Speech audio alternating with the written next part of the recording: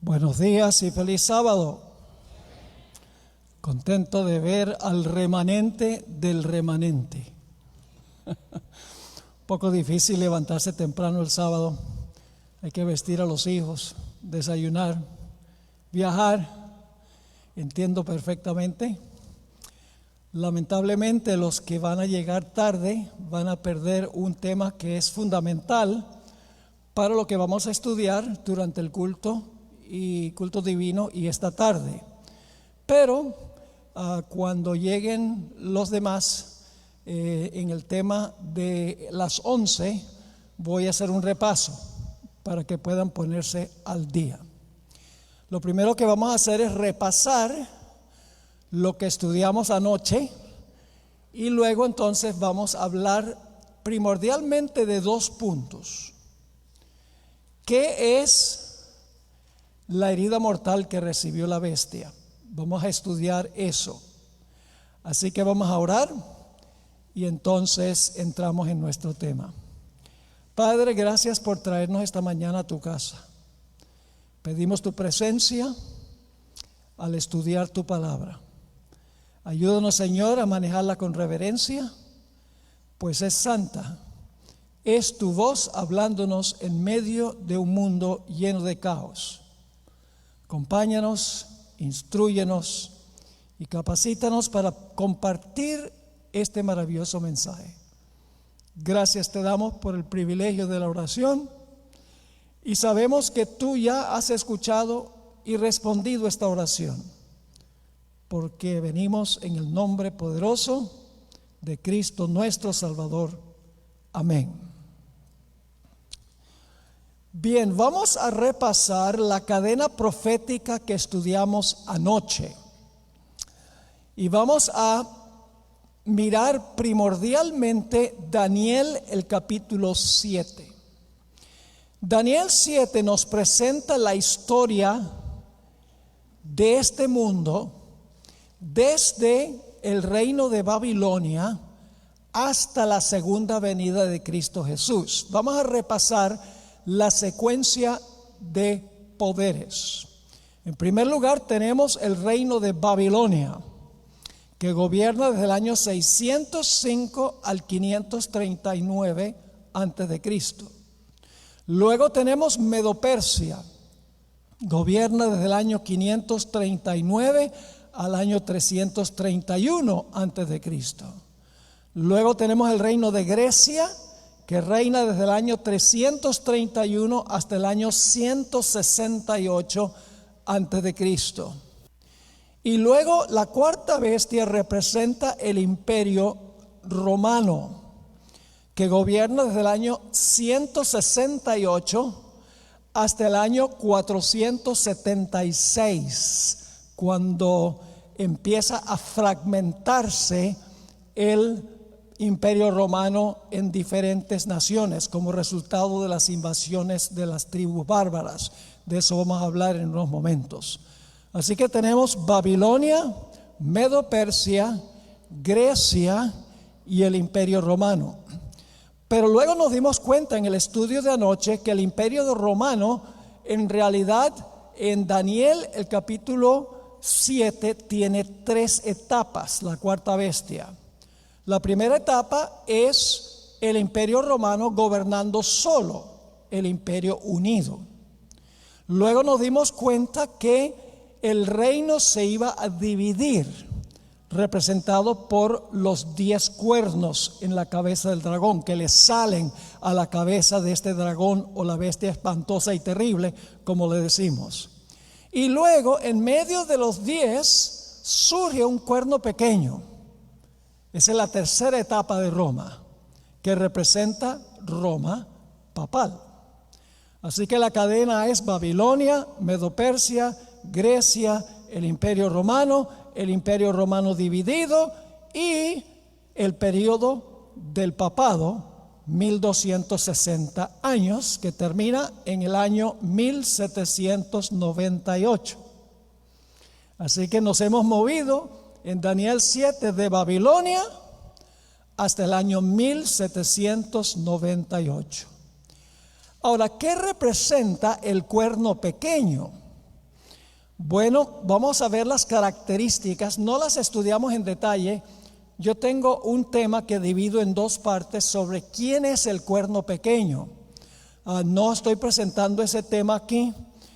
En el manual que yo preparé, que son 2 tomos, que va a estar disponible después de la puesta del sol, yo tengo todo ese material completo, pero como ya hemos estudiado mucho el asunto del cuerno pequeño, voy sencillamente a mencionar las características que identifican qué representa el cuerno pequeño. En primer lugar, el cuerno pequeño se levanta después que están los 10 en la cabeza de la bestia espantosa y terrible.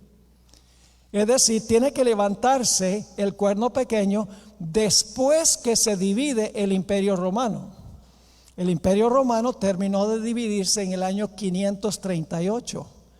Así que el cuerno pequeño tiene que levantarse después que Roma ha sido dividida en 10 reinos. En segundo lugar, el cuerno pequeño se levanta de la cabeza de la cuarta bestia del Imperio Romano, lo cual significa que el cuerno pequeño tiene que ser romano, porque se levanta de la cabeza de la cuarta bestia que representa a Roma. En tercer lugar, desarraiga a 3 de los 10, arranca a 3 de los 10. Y la historia nos muestra claramente que el poder papal desarraigó a 3 de esos 10 reinos, y esos 3 reinos desaparecieron de la historia. No hay ningún reino en Europa que venga de ellos: los érulos, los vándalos y los ostrogodos. Dice también que el cuerno pequeño habla blasfemias contra el Altísimo. Según la Biblia, blasfemia es cuando un mero hombre se declara a Dios, y cuando un mero hombre dice que tiene poder para perdonar pecados. Le cuadra también muy bien al poder papal. Además de eso, dice que persiguió a los santos del Altísimo. El papado persiguió a los fieles de Dios.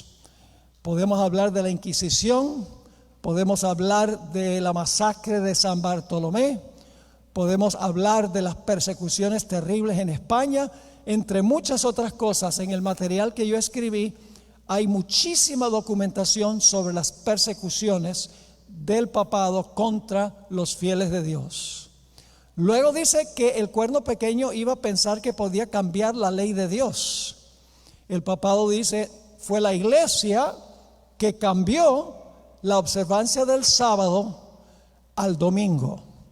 Y finalmente dice que reina por tiempos, la mitad de un tiempo, 1260 años. Y el papado gobernó desde el 538 hasta 1798. No cabe duda que el cuerno pequeño representa el poder papal, el papado, no la Iglesia católica. Es muy importante hacer la distinción. Es decir, el cuerno pequeño no representa la Iglesia católica. El cuerno pequeño representa el papado, que es un sistema que es iglesia y también Estado. Mientras están los dos juntos, ese es papado. Ahora, lo que queremos hacer es ver que la bestia, la primera bestia que se levanta del mar en Apocalipsis 13, representa lo mismo que el cuerno pequeño. Esto es repaso lo que estudiamos anoche, porque es fundamental para lo que vamos a hablar a continuación. ¿Cómo sabemos que el cuerno pequeño y la bestia de Apocalipsis 13, la que se levanta del mar, cómo sabemos que representan el mismo poder? Hay 3 razones. Número 1, vamos a encontrar que el cuerno pequeño y la bestia se encuentran en el mismo lugar en la secuencia de poderes. Vamos a mirar ese asunto. En Daniel 7 tenemos león, oso, leopardo, dragón, 10 cuernos, cuerno pequeño. Eso es Daniel 7. Pero en Apocalipsis 13 nos dimos cuenta que las bestias se mencionan en orden inverso. Dice dragón con 10 cuernos, luego habla del leopardo, del oso y el león. Es decir, en Apocalipsis, el capítulo 13, versículo 1 y 2, tenemos las mismas bestias de Daniel 7. Tenemos león, oso, leopardo, dragón. El dragón tiene 10 cuernos y el dragón de 10 cuernos le da su poder a la bestia. Y luego la bestia gobierna 42 meses. Es decir, repitiendo en Daniel 7, león, oso, leopardo, dragón, 10 cuernos, cuerno pequeño. En Apocalipsis 13, león, oso, leopardo, dragón, 10 cuernos, bestia. La bestia y el cuerno pequeño están en el mismo lugar en la cadena profética. Esa es la primera razón por la cual el cuerno pequeño y la bestia representan el mismo poder. En Daniel 7 es el cuerno pequeño, en Apocalipsis 13 es la bestia. Ahora, hay una segunda razón por la cual sabemos que el cuerno pequeño y la bestia de Apocalipsis 13 representan el mismo poder. Y es que desempeñan las mismas acciones. ¿Qué hacía el cuerno pequeño durante el periodo de su dominio? Dice que hablaba blasfemias contra Dios y dice también que persiguió a los santos. Ya vimos eso en Daniel 7. Apocalipsis 13 dice que la bestia hace lo mismo. Vamos a leer Apocalipsis 13 y el versículo 7 y luego regresamos al versículo 5. Hablando de la bestia, la primera bestia del mar, dice: y se le permitió hacer guerra contra los santos y vencerlos. ¿Hizo el cuerno pequeño lo mismo? Sí, lo vimos anoche. Es decir, desempeña la misma acción. El cuerno pequeño y la bestia persiguen a los fieles de Dios. Pero hay otra característica que tiene el cuerno pequeño que tiene también la bestia. Otra acción. Dice en el versículo 5: también se le dio boca que hablaba grandes cosas y blasfemias. ¿El cuerno pequeño habló blasfemias y grandes cosas contra Dios? Sí, y la bestia también. Por eso sabemos que el cuerno pequeño y la bestia son el mismo poder. Así que en primer lugar, porque están en el mismo lugar en la cadena profética. En segundo lugar, desempeñan las mismas acciones. Y hay una tercera razón: gobiernan por el mismo periodo de tiempo. ¿Cuánto tiempo gobernó el cuerno pequeño desde que se levantó hasta que concluyó su periodo de dominio? ¿Cuánto tiempo? Tiempos y la mitad de un tiempo. ¿Cuánto es eso? Bueno, en la Biblia el año profético tiene 360 días. Tiempo es un año de 360 días.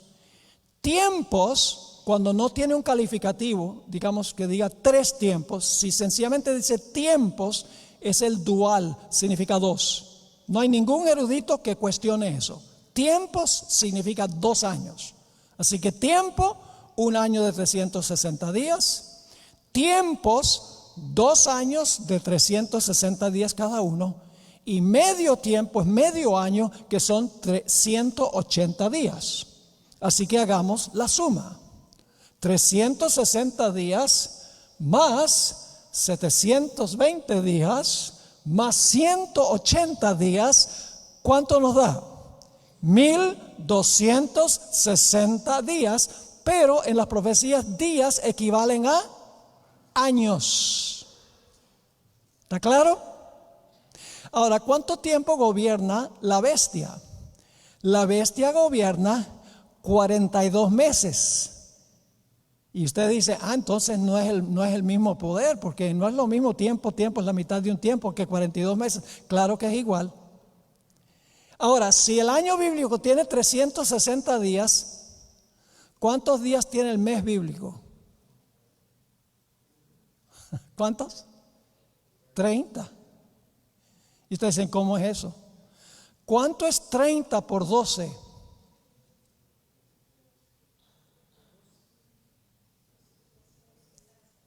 ¿Cuánto? 30 por 12 ¿Da cuánto? A ver. Da 360. ¿Correcto? Pero son 3 tiempos y medio. ¿Cuánto da? 42 meses por 30 días cada mes. ¿Cuánto da? Pues multipliquen 30 por 42. ¿Y cuánto les da? 1260. Así que tiempos, la mitad de un tiempo son 1260.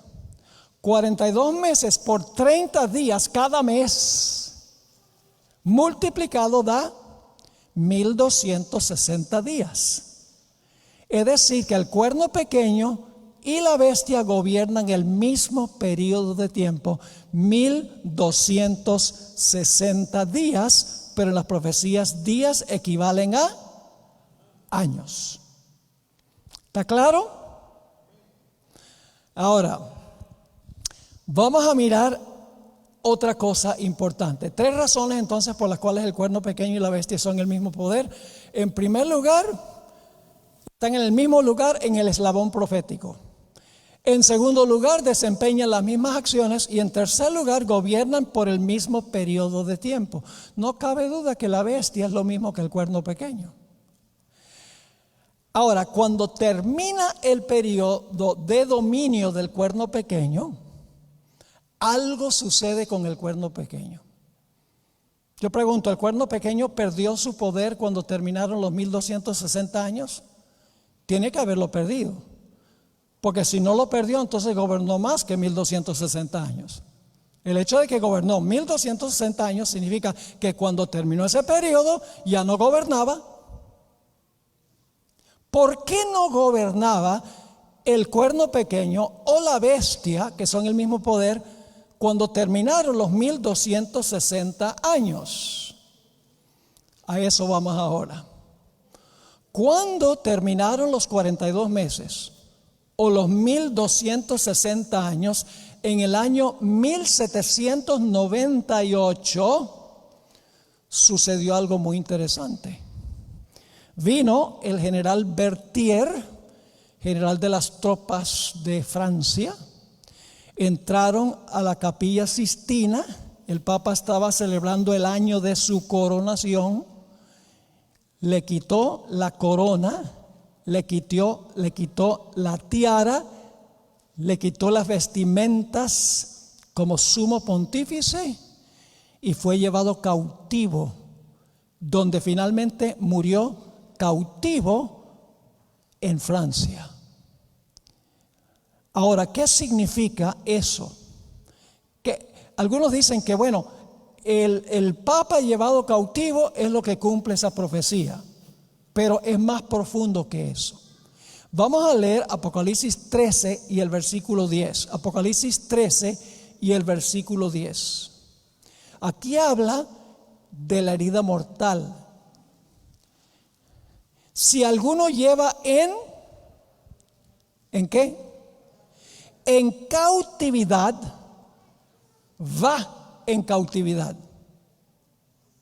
Es decir, el que llevaba a la gente cautiva, ¿qué iba a pasar? Iba a ser llevado cautivo. Si alguno mata a espada, ¿con qué mataba la bestia? ¿Con qué mataba? Con la bestia. ¿Y qué hacía? Llevaba cautivo. Pero ahora se le van a voltear las tablas, porque dice, si alguno lleva en cautividad, que es lo que el papado hacía, va en cautividad. Si alguno mata a espada debe ser muerto. Aquí está la paciencia y la fe de los santos. En otras palabras, en 1798 el papado fue llevado cautivo y recibió una herida mortal. ¿Con qué? Con la espada. Ahora, generalmente casi nunca se estudia qué significa eso. Sencillamente cuando hablamos de profecías decimos, el papado recibió su herida mortal cuando el papa fue llevado cautivo y murió en Francia, y punto final. Pero nosotros, para entender esto, tenemos que entender qué significa que fue llevado al cautiverio y qué significa que fue muerto con la espada. Que no solamente recibió una herida mortal, la Biblia dice con qué recibió la herida mortal. ¿Con qué fue? Con la espada. Y si es llevado cautivo es porque antes estaba ¿qué? Si es llevado cautivo, antes era llevado ¿qué? Antes estaba libre. No sé si me están siguiendo o no. Si es llevado cautivo en 1798, antes de ser llevado cautivo estaba ¿qué? Libre. Y si en 1798 recibió la herida de la espada que él mismo usaba para perseguir y para matar, entonces significa que antes no estaba herido por la espada. Ahora hablemos de lo que representa la espada. La espada es simbólica. ¿Qué representa la espada que usaba la bestia? La misma espada que la bestia usaba, que luego le dio la herida mortal. ¿Qué representa esa espada? La espada es simbólica. Alguno dirá, bueno, pastor, nosotros sabemos qué representa la espada. La espada representa la palabra de Dios. Vamos a leer el versículo que la gente usa para decir que la espada es la palabra de Dios. Dice en Efesios 6:17: y tomad el yelmo de la salvación y la espada del Espíritu, que es la palabra de Dios.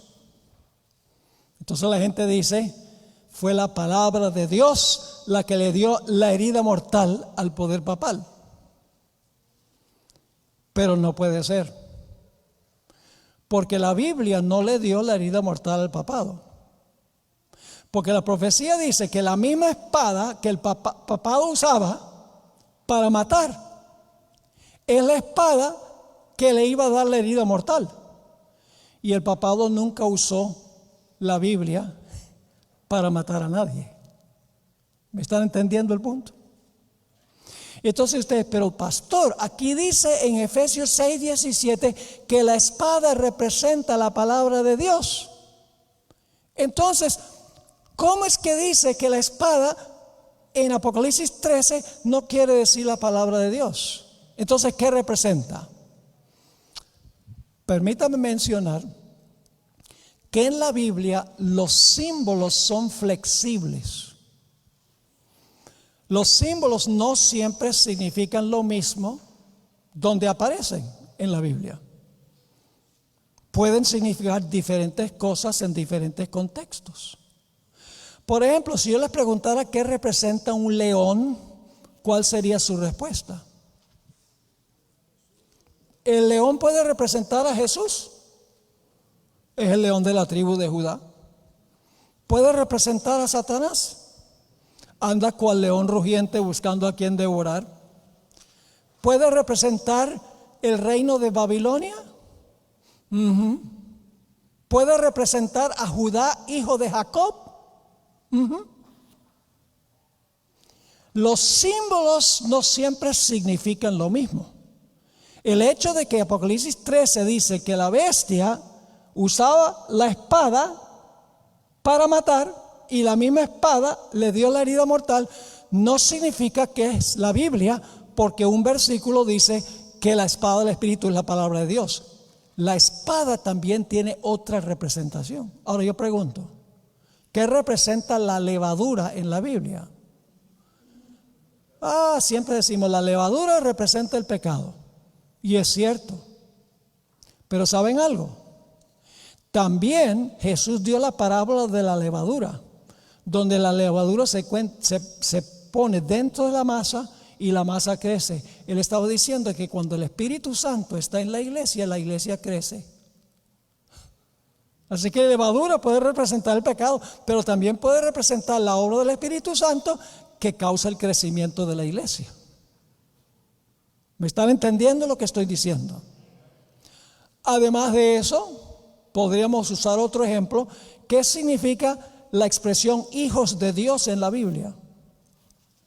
Si ustedes van al libro de Job, los hijos de Dios son los representantes de los mundos que van y se presentan ante la presencia de Dios, entre los cuales va el representante de este mundo que le robó a Adán, Satanás. Y luego en Génesis 6 dice que los hijos de Dios vieron que las hijas de los hombres eran hermosas. ¿Saben lo que dicen algunos? Dicen, bueno, en Job los hijos de Dios son los representantes de los mundos, que dicho sea de paso, son ángeles, los ángeles más excelsos. Cada uno representa uno de los mundos. Dios los ha colocado allí. Porque en Job son los representantes de otros mundos. Dicen, entonces en Génesis 6 tiene que ser también los representantes de los mundos. Pero no, porque en Génesis los hijos de Dios son los del linaje fiel de Set, y las hijas de los hombres son las del linaje de Caín. El contexto lo indica así.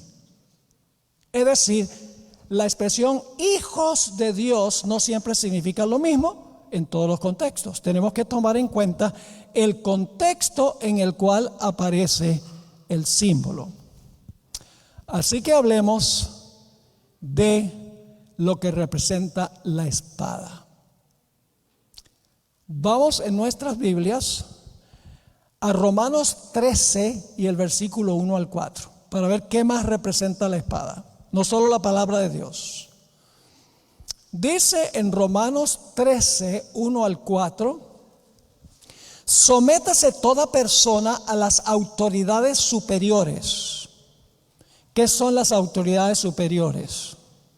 El gobierno. Porque no hay autoridad sino de parte de Dios, y las que hay por Dios han sido establecidas. De modo que quien se opone a la autoridad, es decir, al gobierno, al poder civil, a lo establecido por Dios resiste, y los que resisten acarrean condenación para sí mismos. Porque los magistrados, ya sabemos quiénes son las autoridades. ¿Quiénes son las autoridades? Los magistrados, los gobernantes. Así que dice, porque los magistrados no están para infundir temor al que hace el bien, sino ¿a quién? Al que hace el mal. Yo pregunto, si obedecemos todas las leyes civiles, ¿tenemos que tenerle miedo al gobierno? No. ¿Cuándo es que tenemos que tenerle miedo al gobierno? Cuando desobedecemos las leyes civiles. Sigue diciendo versículo 3: porque los magistrados no están para infundir temor al que hace el bien, sino al malo. Luego Pablo dice, ¿quieres pues no temer la autoridad? ¿Quieres no tenerle miedo al gobierno? Haz lo bueno y tendrás alabanza de ella, porque es servidor de Dios para tu bien. Pero si haces lo malo, teme, porque no en vano lleva la espada. ¿Quién tiene la espada? El poder civil tiene la espada. ¿Y qué es lo que castiga? Castiga al que hace mal, al que desobedece las leyes civiles. Así que dice, porque no en vano lleva la espada, pues es servidor de Dios, vengador para castigar al que hace lo malo. Ahora, ¿cómo usa el gobierno la espada para castigar al que hace lo malo? ¿Puede imponer el gobierno multas, sí o no? Así usa la espada, poniendo multas. ¿El gobierno puede confiscar bienes que han sido adquiridos ilegalmente? Sí, los puede confiscar, así usa la espada. ¿El gobierno puede inclusive encarcelar a criminales que hacen lo malo? Así usa la espada. Y en algunos países el gobierno también ejecuta la sentencia de muerte al que hace lo malo. Es decir, el gobierno civil tiene la espada. La espada es simbólica del poder que tiene el gobierno para castigar violaciones del Código Civil, de las leyes seculares de un país. Es decir, que la iglesia tiene su espada y el Estado también tiene su espada. ¿Cuál es la espada de la iglesia? A ver, díganme ustedes, ¿cuál es la espada de la iglesia? La Biblia. ¿Y cómo usa la iglesia la espada? Haciendo lo que yo estoy haciendo ahora. Predicando. Yo estoy ahora usando la espada. La espada del Espíritu se predica, penetra, la gente escucha, hasta el partir el alma y el espíritu, dice en Hebreos el capítulo 4. Pero yo pregunto, ¿el poder civil también tiene su espada? Sí. ¿La espada del poder civil puede castigar a una persona por sus convicciones religiosas? No, porque esa espada no le pertenece al poder civil. La iglesia tiene su espada y el poder civil también tiene su espada. Ahora yo pregunto, ¿qué fue lo que pasó durante el periodo del dominio papal? El papado no solamente profesaba tener la espada, que es la palabra de Dios, sino que usaba la espada del poder civil para castigar a los que no estaban de acuerdo con la iglesia. ¿Me están entendiendo lo que estoy diciendo? Es decir, el papado se apropió de la espada del poder civil para castigar a la gente que no estaba de acuerdo con las enseñanzas y las prácticas de la iglesia. Pero la espada del poder civil no le pertenece a la iglesia. Jesús dijo, dad pues a César lo que es de César y a Dios lo que es de Dios. La iglesia y el Estado deben estar separados, cada uno con su espada. El gobierno con la espada civil para los que violan las leyes civiles y la iglesia la espada de la palabra de Dios, y puede desfraternizar de la iglesia a los que no se acatan a las enseñanzas y prácticas de la iglesia. Ahora, ¿cómo usó el poder papal la espada durante el periodo de su dominio? La gente dice, el papado nunca persiguió a nadie durante los 1260 años. El que mataba a los mártires era el poder civil. Pero lo que no dicen es que el papado apelaba al poder civil para que el poder civil ejecutara a los que no estaban de acuerdo con la iglesia. La iglesia se apropió de la espada del poder civil. En vez de acatarse a predicar la palabra de Dios, la espada del Espíritu, la iglesia agarró la espada del poder civil para castigar con penalidades civiles a los que no hacían caso a lo que enseñaba la iglesia. Ahora surge la pregunta, ¿cómo adquirió el papado la espada del poder civil? La espada para poner multas, encarcelar a la gente, para confiscar sus bienes y para ejecutar a los mártires. ¿Cómo adquirió esa espada? No me gusta mucho leer cuando estoy presentando un tema, pero en este caso yo tengo que leer lo que dicen los historiadores sobre cómo el papado adquirió la espada. Les voy a explicar y luego voy a leer las citas para que puedan entender. El Imperio Romano hasta el año 476 era un imperio unido, como nosotros hemos visto. No estaba fragmentado. Pero alrededor del año 476 empezaron a invadir al imperio las tribus bárbaras del norte. Muchos países en Europa hoy todavía son el remanente de esas tribus bárbaras. Lo que antes era el Imperio Romano Unido empezó a fragmentarse y llegó a imperar el caos en el imperio. Porque una tribu bárbara se apropió de una parte, otros de otra parte, los anglosajones en Inglaterra, los francos en Francia, los alemanes en Alemania, los lombardos en Italia, se parcelaron Europa. Cada uno con su cultura y cada uno con su idioma. El resultado fue la división del imperio, el caos en el imperio. Se complicó el asunto porque el emperador que estaba en el occidente, el que gobernaba en asuntos civiles, trasladó la sede del imperio a Constantinopla. Hoy se llama Istambul, en Turquía. Es decir, el emperador que gobernaba en el occidente, en Roma, levantó vuelo y se fue allá a Turquía. Y como resultado, el imperio quedó sin emperador. Y con un caos terrible, porque las tribus bárbaras estaban parcelándose el imperio. Y el resultado fue desorden y caos en la sociedad. Y por lo tanto, los habitantes que estaban pasando por este enredo, este caos, necesitaban a alguien que pudiera poner ley y orden. Y en ese momento, como el cristianismo se había esparcido por todo el imperio, por todas las divisiones del imperio, le pidieron al Papa que gobernara no solamente en asuntos religiosos, sino que también pusiera orden en el gobierno secular. Y así fue que el papado no solo era una iglesia, sino el Papa era también un gobernante civil.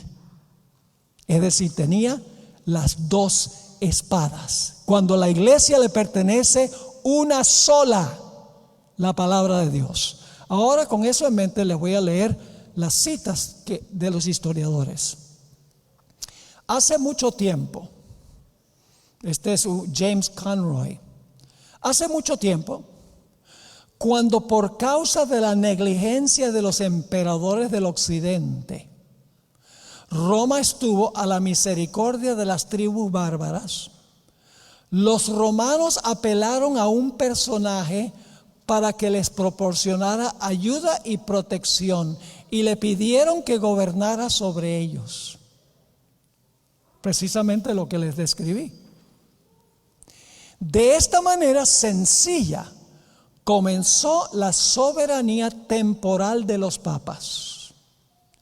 Y humildemente escuchen esto, y humildemente acercándose al trono de César, el vicario de Cristo se apropió del cetro ante el cual los emperadores y reyes de Europa se habrían de inclinar por tantos siglos.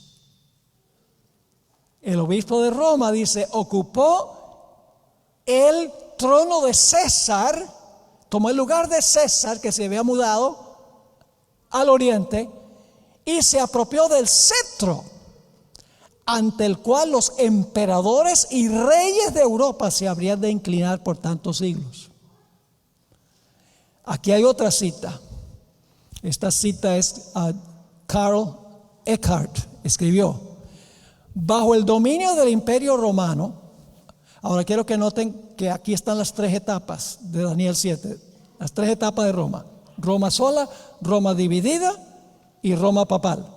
Fíjense, él no sabe que está comentando sobre Daniel 7, porque este es un comentarista que no es adventista, pero está describiendo las tres divisiones de Roma en Daniel 7. Dice: bajo el dominio del Imperio Romano, esa es la etapa número 1, el Reino Unido, los papas no tenían poderes temporales.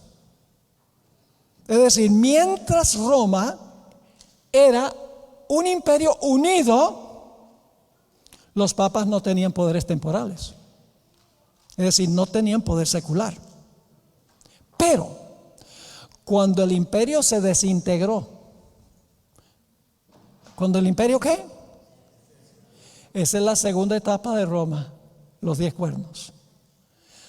Pero cuando el Imperio Romano se desintegró y fue reemplazado por un número de reinos rudos y bárbaros, esa es Roma dividida. La Iglesia Católica Romana, ahora viene la tercera etapa, la Iglesia Católica Romana no solo se independizó de los estados en asuntos religiosos, sino que llegó a dominar en asuntos seculares también. ¿Vieron las tres etapas? Primero, cuando el imperio estaba unido, los papas no tenían poderes temporales, puro poder espiritual. Cuando el imperio se desintegra, esa es la división, los 10 reinos, los 10 cuernos en la cabeza del dragón, dice que la Iglesia Católica Romana no solo se independizó de los estados en asuntos religiosos, sino que llegó a dominar en asuntos seculares también. Aquí hay otra cita. Me gusta esa cita. Esta es de un historiador con el apellido Southern. Escribió: durante toda la Edad Media había en Roma tan solo una autoridad espiritual y temporal. Durante la Edad Media, que ya es durante los 1260 años, había en Roma, ¿cuántas autoridades? Una sola autoridad espiritual y temporal: el papado, que ejercía poderes que a fin de cuentas sobrepasaban los que había tenido el emperador romano. Es decir, esa sola autoridad espiritual y temporal tenía más poder que lo que había tenido el emperador romano, porque no solo gobernaba en asuntos religiosos, sino también gobernaba en asuntos civiles. Tenía la espada civil. Fíjense esta cita. Juan Figis es el historiador. En la Edad Media, la iglesia no era un estado, sino más bien era el estado. ¿Captaron eso? Leo de nuevo. En la Edad Media, la iglesia no era un estado, sino más bien era el estado. O mejor dicho, la autoridad civil era meramente el departamento de policía de la iglesia. No sé si están captando lo que esto está diciendo. Está diciendo que el poder civil era el departamento de policía de la iglesia para imponer las prácticas y las creencias de la iglesia, usando la espada que menciona Romanos 13 del poder civil. ¿Cuántas tropas tiene el papado? ¿Cuántas bombas atómicas tiene el papado? ¿Cuántas armas tiene el papado? Durante los 1260 años tenía todas las armas, pero las armas no las tenía la iglesia, las armas las tenía el poder civil. Pero como la iglesia dominaba el poder civil, la iglesia usaba el poder civil para imponer sus deseos. ¿Me están entendiendo lo que estoy diciendo?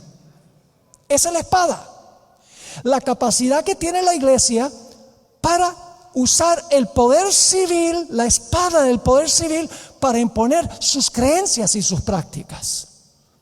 Y durante los 1260 años, como dijo ese historiador, la autoridad civil era el departamento de policía de la iglesia. En el año 1302, el Papa Bonifacio VIII escribió una bula. Una bula es una carta personal. Escribió una bula que se llama Unam Sanctam, a donde desarrolla la idea de las dos espadas.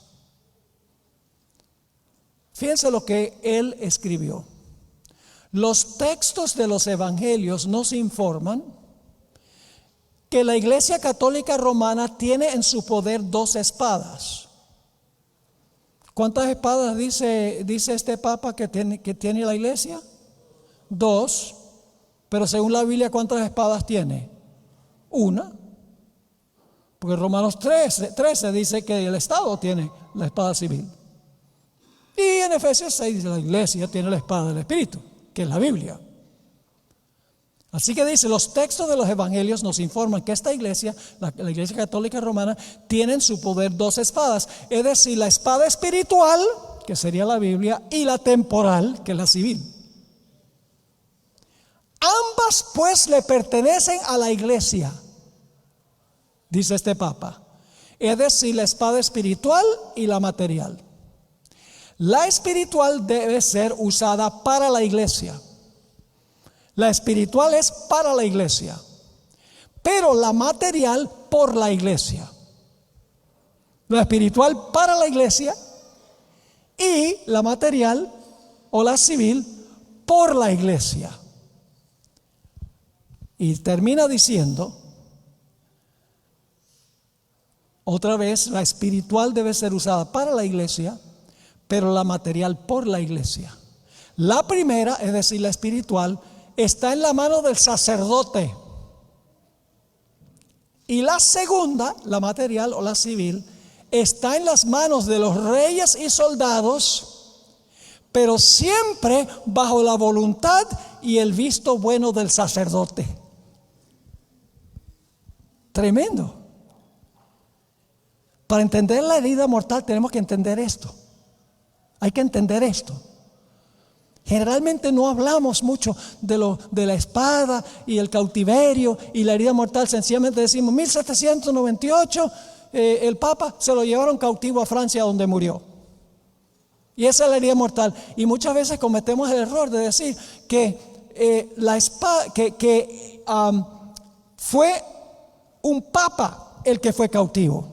Pero hermanos y hermanas, no fue solo un Papa que fue llevado cautivo, sino todo el sistema de la iglesia fue llevado cautivo. Y ya les voy a explicar qué significa eso. ¿Vamos bien o no? ¿Sí? ¿Están entendiendo? Repasemos. Mi esposa dice que yo repito mucho. Y yo siempre le digo, ¿cómo aprende el loro a hablar? Porque oye repetición y repetición y repetición. La repetición es la clave para que se le grabe a uno una cosa. Hasta el sol de hoy, yo puedo repetir. Mire, a mí me inculcaron, yo estudié toda mi escuela primaria en Caracas, Venezuela. Los 6 años de primaria, porque ellas son 6 años. Y dependían muchísimo de la memorización. Y a mí me inculcaron cosas que hasta el sol de hoy yo puedo repetir como un loro. Por ejemplo, yo les puedo repetir todas las preposiciones en su orden correcto. ¿Quieren que lo haga? A, ante, bajo, con, contra, de, desde, en, entre, hasta, hacia, para, por, según, sin, so, sobre, tras. ¿Por qué? Porque me lo inculcaron por repetición. ¿Ustedes quieren usar esto para alcanzar a otras personas? Estúdienlo, estúdienlo, estúdienlo, hasta que esté grabado en la mente. Y entonces va a salir naturalmente. Pero para eso hay que estudiar. Y no conformarnos con lo que siempre se ha dicho. Porque muchas veces, y no digo que lo que siempre hemos dicho está equivocado, lo que estoy diciendo es que hay mucho más que decir. Que sencillamente el Papa fue llevado cautivo. No fue solo el Papa que fue llevado cautivo, todo el sistema fue llevado cautivo, porque una bestia representa no una persona, la bestia representa un sistema. Todo el sistema fue el cautiverio en 1798, y de eso vamos a hablar en nuestro próximo tema, en el culto divino. Ahora hablemos un poco más de este asunto.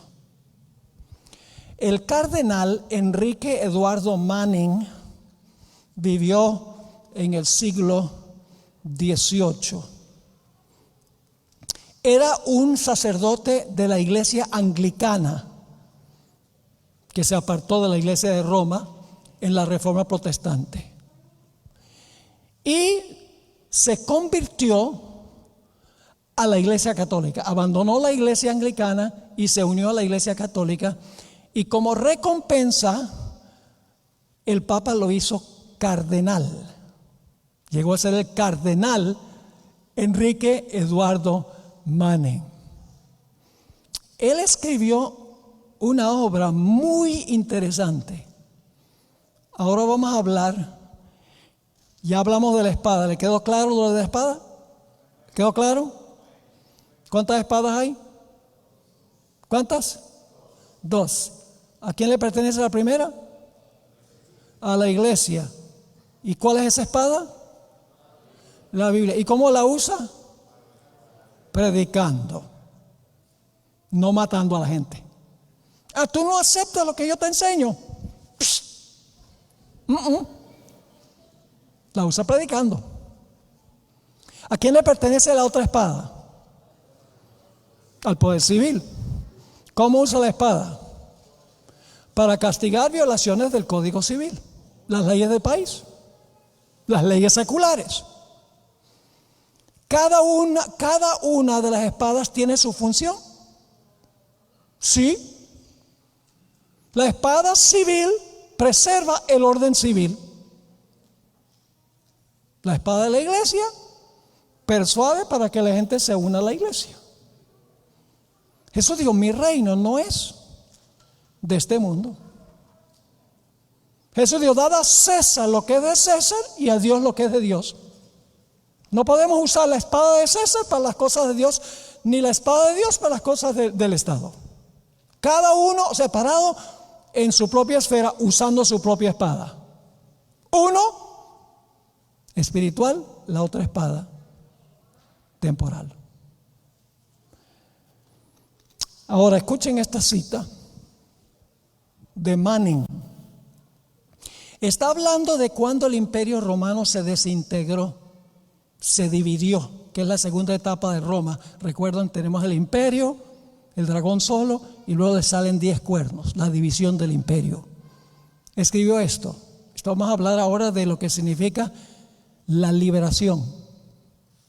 Porque dice, el que usa la espada muere a la espada, y el que lleva cautivo, va cautivo.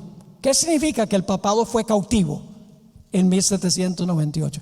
Bueno, sabemos que la espada sencillamente representa que al papado se le quitó el poder civil. Francia le dijo, ya no, ustedes no van a tener un gobernante civil. Es decir, el hecho de que el Papa fue llevado cautivo a Francia significa, Napoleón dijo, ya tú no tienes poder temporal, ya tú no tienes poder civil. Se le quitó la espada del poder civil. El apoyo del Estado le fue quitado al papado en 1798, cuando Francia se levantó en contra de él. Pero ¿qué significa el cautiverio?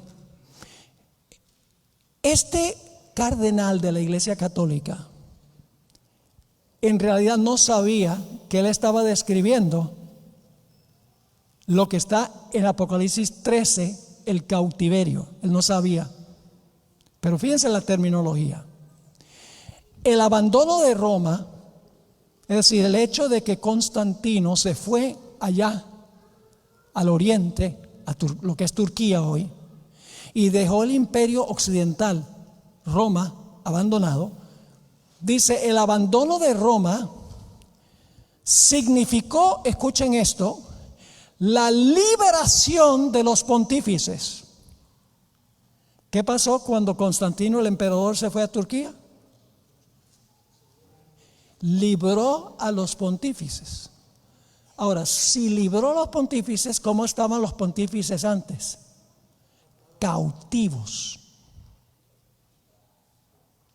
Porque mientras gobernaba el emperador en Roma, el Papa no podía ser el emperador.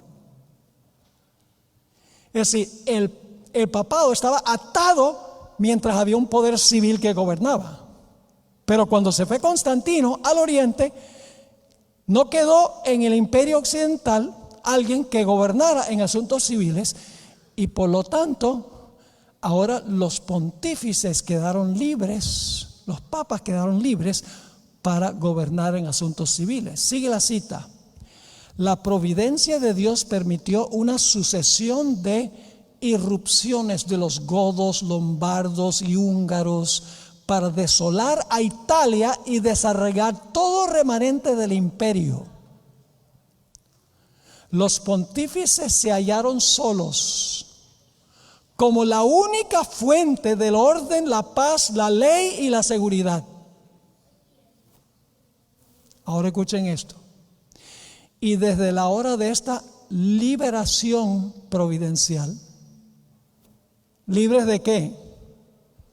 libres del emperador. Ahora ellos asumieron el papel del emperador. Así que dice, y desde la hora de esta liberación providencial. Ahora, si es una liberación, antes el papado estaba ¿qué? Los pontífices estaban ¿qué? Cautivos, no libres. Y desde la hora de esta liberación providencial, ahora escuchen, cuando por intervención divina se le cayeron las cadenas de las manos. ¿Qué se cayó de las manos de los pontífices? Las cadenas, es decir, antes estaba ¿qué? Cautivo. Mientras había un emperador que gobernaba asuntos civiles, los pontífices estaban cautivos, atados con cadena, no literal. No podían gobernar asuntos civiles. Pero cuando Constantino se fue al oriente y todos los emperadores se fueron para allá, en el trono de César en el occidente quedó vacante. Y ahora los pontífices quedaron libres, no solo para dirigir la iglesia, sino para gobernar también en asuntos civiles. Quedaron librados de su cautiverio, en otras palabras. Así que dice, y desde la hora de esta liberación providencial, cuando por intervención divina se le cayeron las cadenas de las manos al sucesor de Pedro, está hablando de los papas, como una vez habían caído de las suyas, ningún soberano ha reinado en Roma, sino el vicario de Jesucristo. Qué tremenda cita. Él no sabe que está exponiendo lo que significa el cautiverio de la bestia. Cuando no podía gobernar en asuntos civiles, estaba cautivo, con cadenas. Pero cuando el emperador se fue y él asciende al trono, se le cayeron las cadenas y quedó libre. Entonces, ¿qué significaría encadenarlo de nuevo? Porque la profecía dice, el que lleva en cautiverio va en cautiverio. ¿Qué significaría el momento cuando se le termine el cautiverio? Significa que de nuevo va a poder gobernar ¿qué cosa? Los poderes civiles. Se le va a restaurar no solamente su libertad religiosa, sino que va a usar al poder civil para sus propósitos. Aquí está otra cita del mismo cardenal. El papado esperó hasta el momento propicio en que Dios rompiera sus ataduras. ¿Cómo está el papado antes entonces? Atado, cautivo. El papado esperó hasta el momento propicio en que Dios rompiera sus ataduras y lo librara. Si Dios lo libra, antes estaba ¿qué? Cautivo. Y lo librara de la sujeción a los poderes civiles. Mientras había un poder civil, estaba atado. Cuando puede tomar las riendas del poder civil, está libre. Así que dice, el papado esperó hasta el momento propicio en que Dios rompiera sus ataduras y lo librara de la sujeción a los poderes civiles, es decir, al imperio romano, colocándolo así sobre el trono como dueño de su propia soberanía temporal. Y fíjense esta admisión tan interesante de este cardenal. Él no sabe que está comentando sobre Daniel 7 y Apocalipsis 13. Escribió también esto. Digo pues que fue Dios mismo el que libró a su vicario terrenal de la sujeción al poder temporal. ¿Qué hizo según este cardenal? Dice, Dios libró, lo cual significa que si lo libró, ¿estaba qué? No estaba libre antes, cautivo. Digo pues que fue Dios mismo el que libró a su vicario terrenal de la sujeción al poder temporal. Y por él, los obispos de Roma han reinado, escuchen esto, como príncipes temporales por 1200 años. ¿Por cuánto tiempo dice él que los papas han gobernado como príncipes del poder secular? 1200 años. Suena muy cerca a 1260. ¿Están entendiendo esto o no? Ahora, leo una cita final y luego voy a mencionar algo breve sobre 2 de Tesalonicenses, el capítulo 2.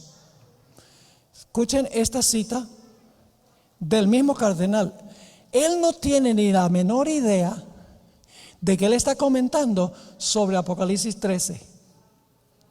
Si lo hubiera sabido, nunca hubiera escrito esto, porque esto nos ayuda a entender en qué sentido el papado está cautivo y en qué sentido está libre. Está cautivo mientras el poder temporal no lo puede usar. Está libre cuando puede tomar las riendas del poder temporal. Está herido cuando se le quita la espada del Estado. Está libre cuando puede usar la espada del Estado. Entonces yo pregunto, ¿cómo es que se va a sanar la herida? Si la herida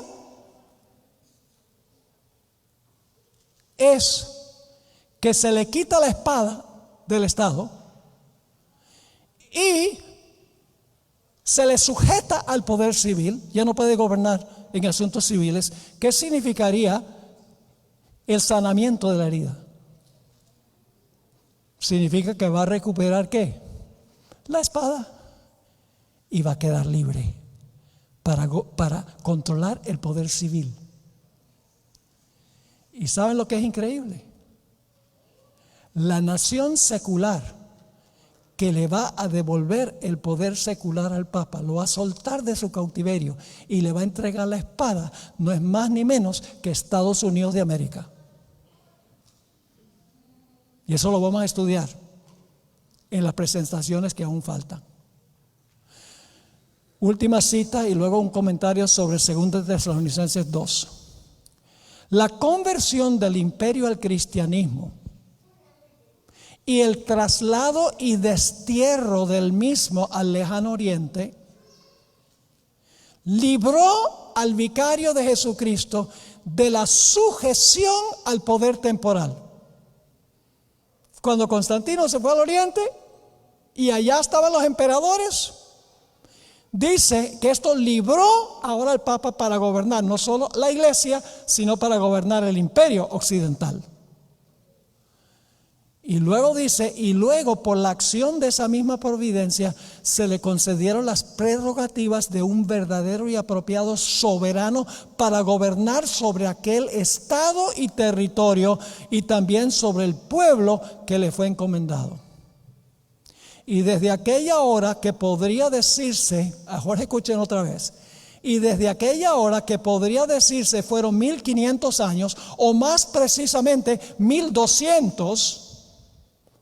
¿Por cuánto tiempo estuvo libre según él? 1200. La Biblia dice ¿cuánto? 1260. Interesante. Así que dice, y desde aquella hora que podría decirse fueron 1500 años, o más precisamente 1200, el sumo pontífice ha sido un verdadero y genuino soberano que ejerce las prerrogativas de la nobleza que le concedió Dios sobre el pueblo, a quien es Padre en todas las cosas, tanto espirituales como temporales. Qué interesante. Un comentario final sobre 2 de Tesalonicenses, el capítulo 2. En 2 de Tesalonicenses 2 habla del hombre de pecado. ¿Quién es el hombre de pecado? El papado. No son los musulmanes. No es jamás. El hombre de pecado representa el poder papal. Porque dice allí la profecía que el hombre de pecado se sienta ¿a dónde? En el templo de Dios, haciéndose pasar por Dios.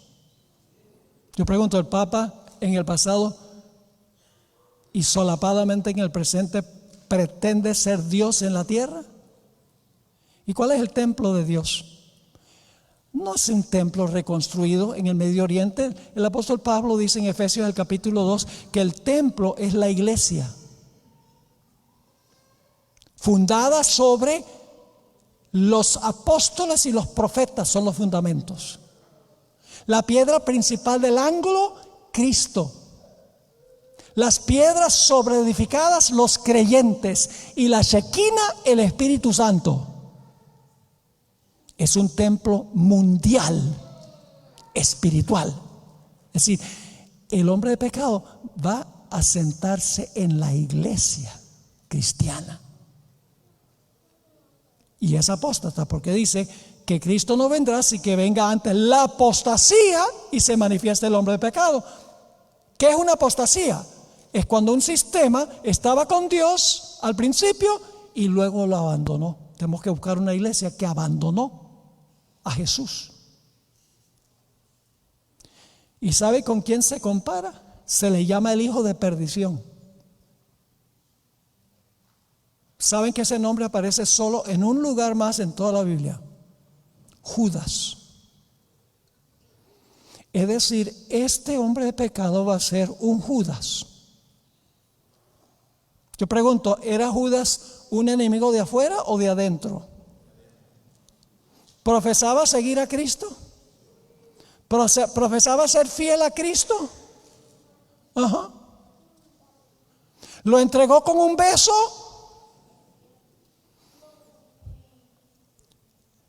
El hombre de pecado, la bestia, el cuerno pequeño van a profesar a Cristo, pero en realidad están obrando para traicionarlo.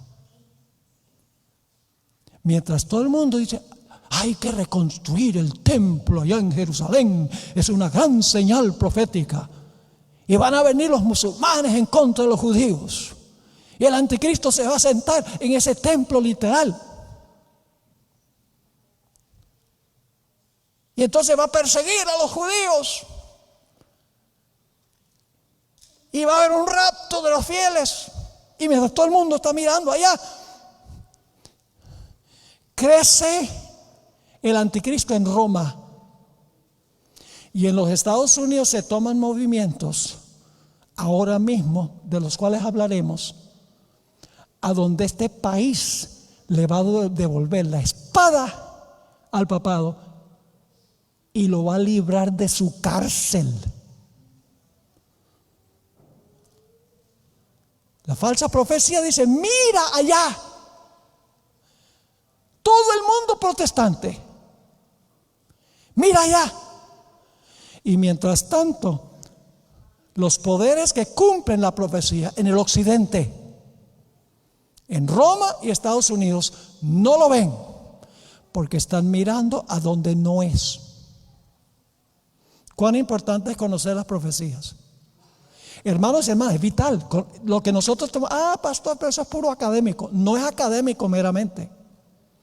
Nosotros tenemos que poder explicarle a la gente qué es la espada, cómo usó el papado la espada, en qué sentido estaba cautivo y qué es lo que lo va a librar. Tenemos que explicarles eso de una forma sencilla, como estamos procurando hacerlo esta mañana. Tenemos que entender esto.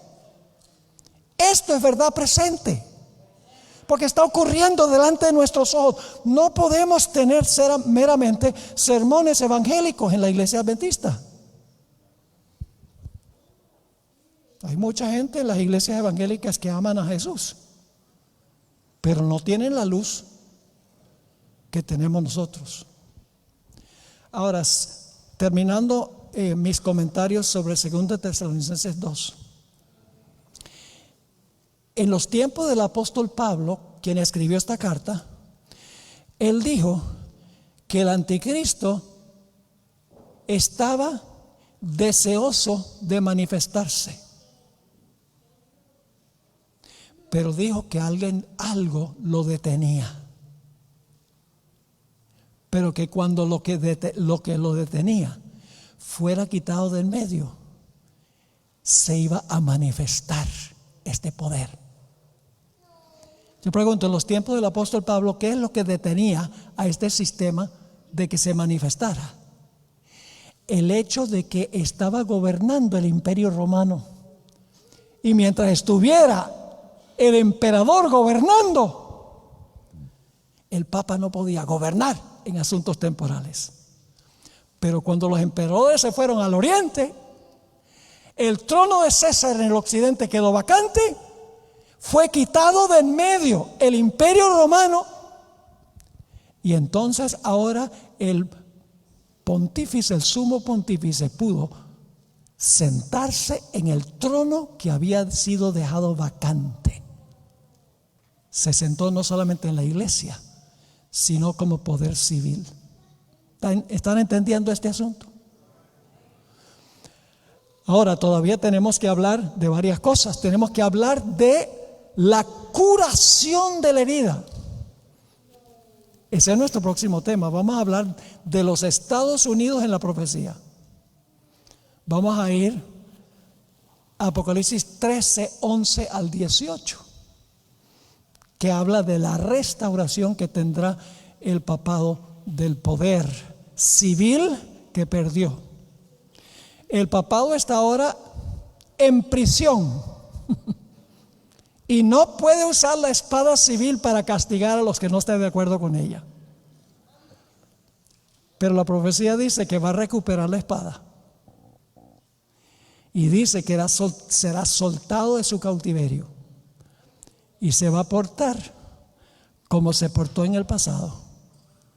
Y entonces vendrá la misma persecución que hubo en el pasado. Nadie cambia su ADN. El papado tiene un ADN. Yo no puedo decir, bueno, yo hoy voy a ser de un ADN diferente que ayer. El papado tiene su ADN y su ADN es, como iglesia, montarse encima del poder civil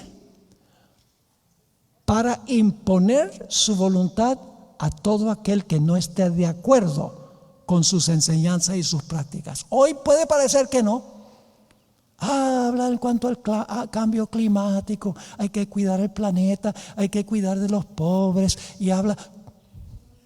La hermana White dice que detrás de la apariencia variable del camaleón está el veneno invariable de la serpiente. Es la mejor descripción de este sistema que he encontrado en cualquier parte. Detrás de la apariencia variable del camaleón. Muchos de ustedes vienen de países latinos. ¿Conocen el camaleón? ¿Qué característica tiene el camaleón? Cambia de color dependiendo de dónde esté. Pero ella dice, detrás de la apariencia variable del camaleón, este sistema me parece tan bueno, se preocupa por los pobres, se preocupa por el planeta, se preocupa porque los ricos le den dinero a los pobres. ¡Ay, qué lindo sistema este! Detrás de la apariencia variable del camaleón está el veneno invariable de la serpiente. Así que no se pierdan el próximo emocionante episodio. Los Estados Unidos en la profecía. Padre, gracias te damos por la claridad de tu santa palabra. Gracias porque has dado este mensaje a tu pueblo remanente. Qué gran privilegio, Padre, proclamar este mensaje en este tiempo. Qué gloriosa responsabilidad y privilegio tenemos. Ayúdanos, Señor, a no esconder nuestro mensaje. Ayúdanos a proclamarlo con claridad, porque queremos ver la salvación de almas preciosas que están en todas las iglesias que desconocen esto. Que ellos puedan conocer la verdad y que la verdad los libere de las cadenas en las cuales se encuentran. Gracias te damos por la claridad de tu palabra. Gracias porque vas a continuar bendiciendo nuestro estudio, porque te lo pedimos en el nombre precioso de Cristo, nuestro amante Salvador. Amén.